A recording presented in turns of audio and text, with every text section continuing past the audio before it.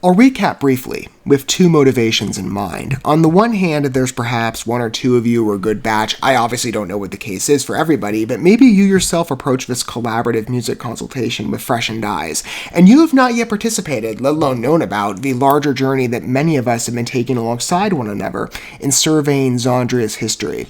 And this is a journey that I feel not only quite honored to be leading you on, but in discovering most of these works for myself with very light exception, all of these pieces were entertaining from XANDRIA's body of work are on debut interaction for me, and I've said many times music is best enjoyed in company, specifically on that first entrance point.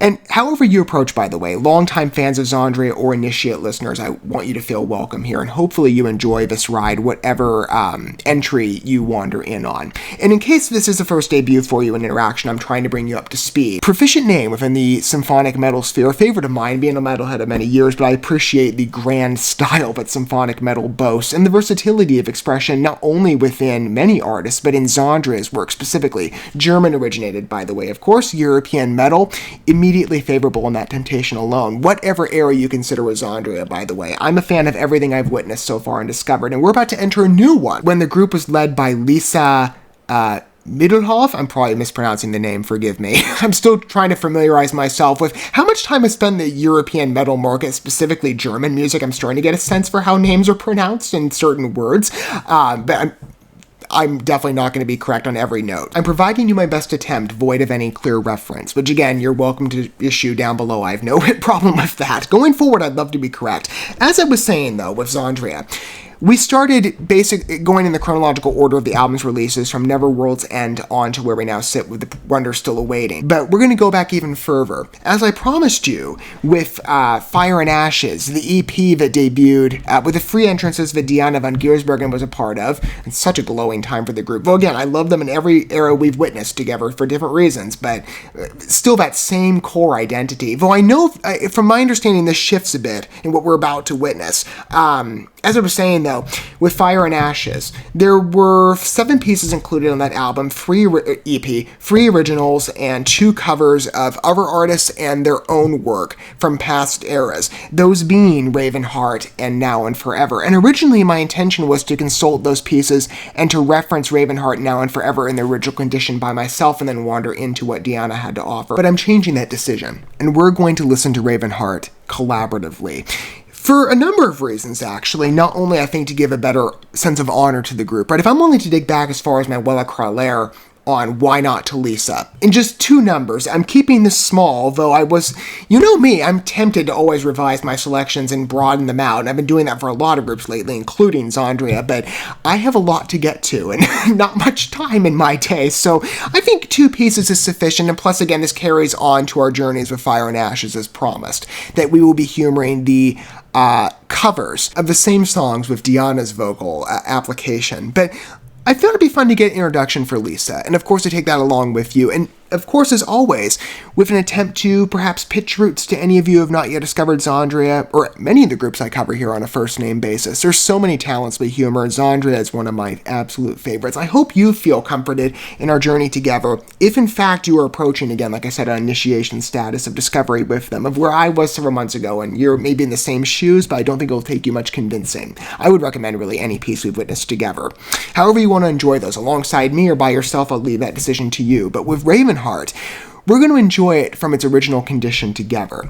And as I understand with XANDRIA's history, I've been doing some reading on this. Neverworld's End, as I understand, was a bit of a reinvention of structure with this group into a more Nightwish-esque sound. Some of you, immediately I'm sure the questions are going to come flying in of, oh, here's another Nightwish reference. I have them coming. Just for any Nightwish fans, they are on the list. And for little I know, I can definitely recognize it now, there is a similarity. It's very little, though. We're going to take that, like we've done with XANDRIA, on Fresh Lens. Oh, I can't wait to do that for Nightwish.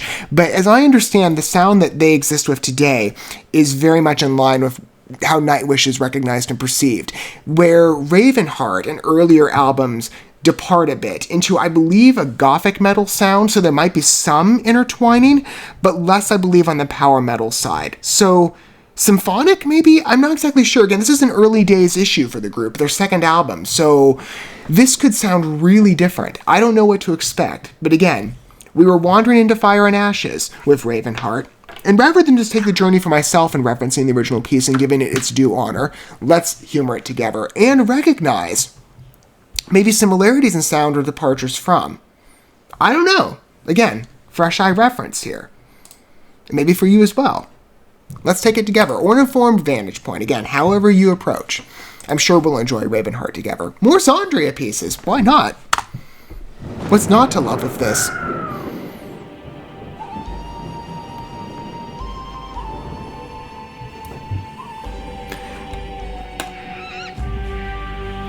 This released in 2004, okay, I'm like, what year did it come out? Because the video...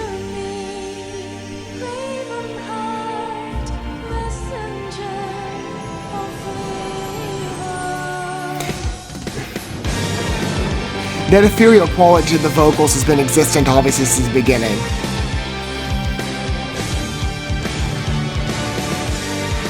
And Lisa's a German singer, by the way, if she's a fresh name for you. I can hear it immediately in the lightness of the accent. It's there.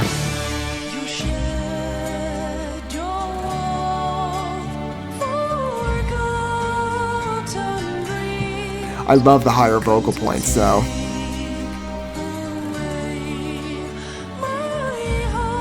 Not necessarily operatic.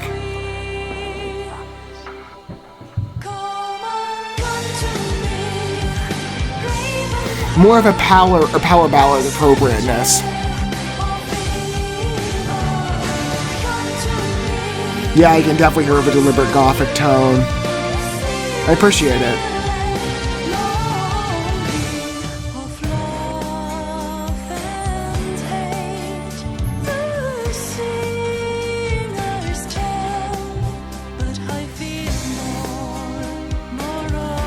It's a really balanced score.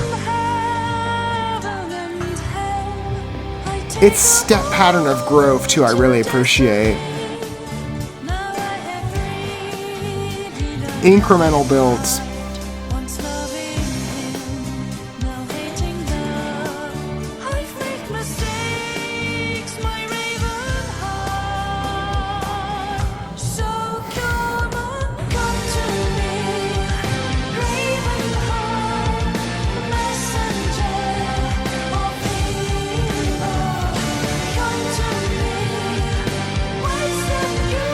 I love the dark key, too.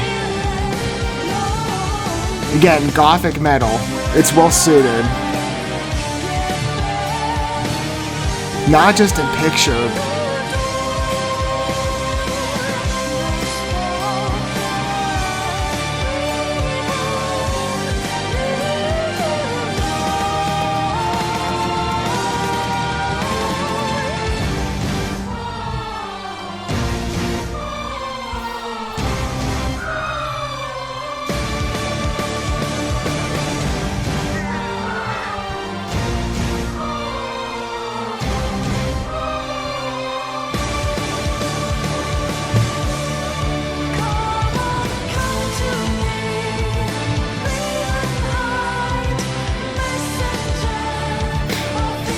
It's interesting how we cross different eras with XANDRIA in the similarity of sound, even with cited departures.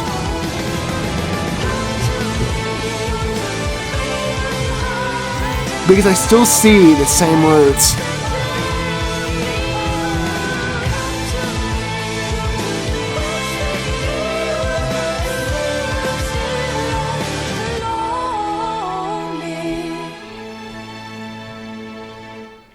I love the evident cohesion between eras. Yes, when you consider not only the quality of a number married to the visualizer style, it does appear very 90s, 2000s in that window again of what gave me the earliest of entrances into the music world. I've spoken about it before. You definitely see it on the aesthetics, but also in the particular sound construction, though I hear it immediately. This is still XANDRIA. It's defined again. This is more one of their softer numbers that they still play around with, even though today there's such a wide versatility, which symphonic metal readily allows. And plus you couple that with the power metal influence that XANDRIA has adopted for many of their harder numbers. It's definitely reined in here, but I wouldn't say at all that it's departed from the symphonic tone. I think that is so central to their identity.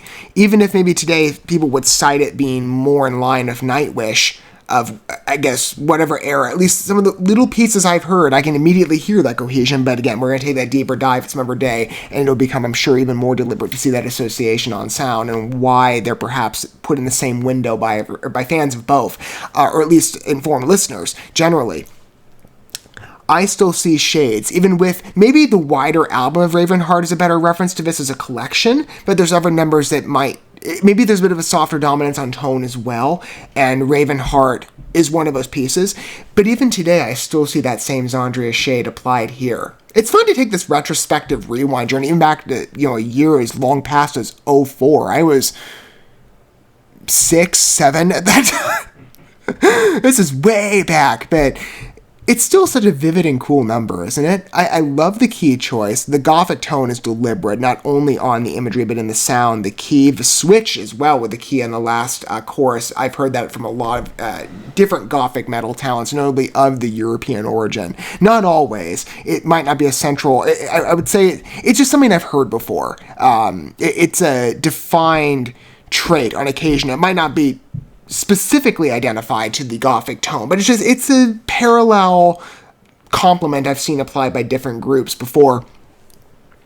But the score is great. The harder jumps to it, and they're very incremental and brief. You still get those harder notes, though.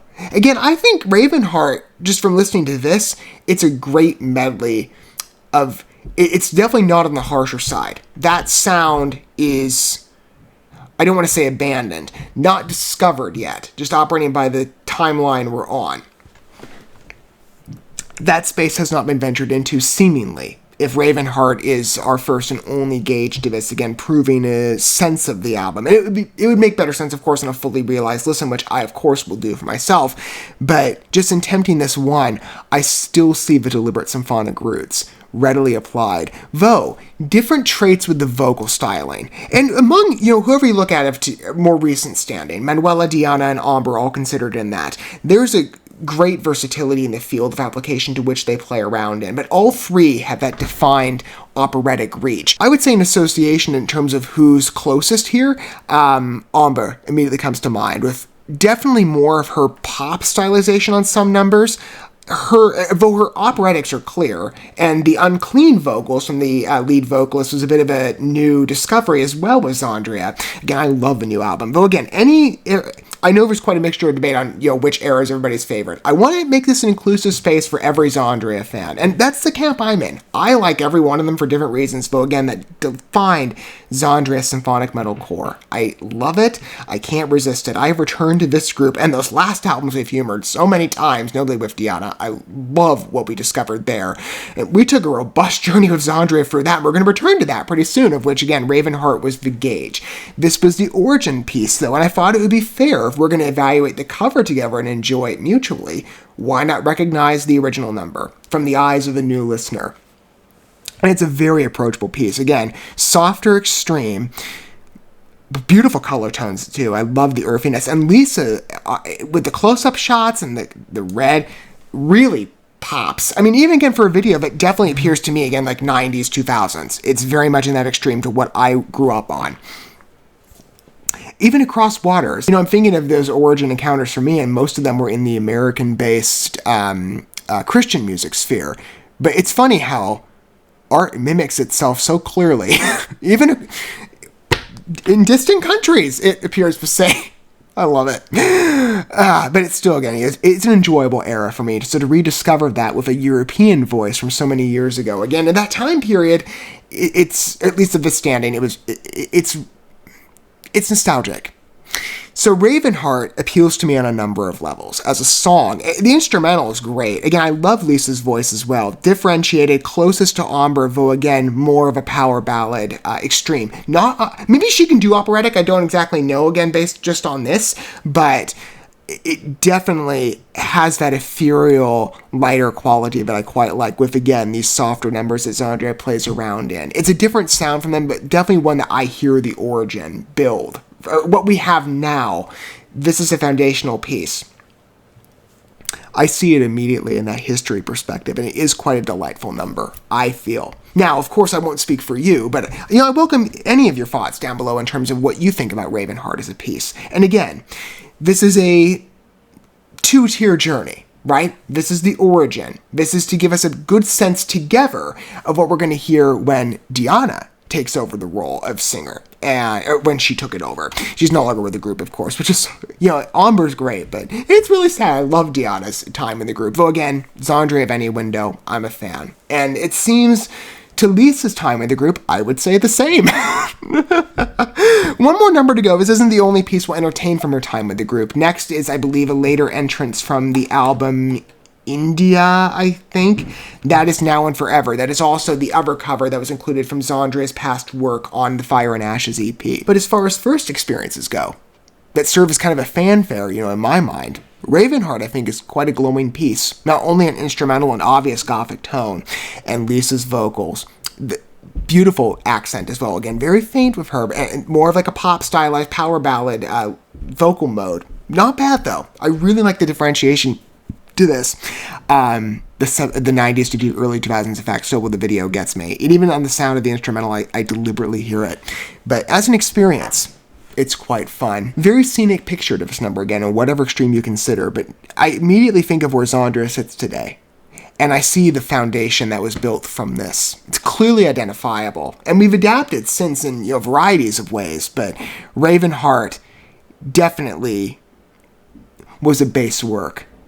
And I think it's one that, to the XANDRIA voice of today, still quite enamors.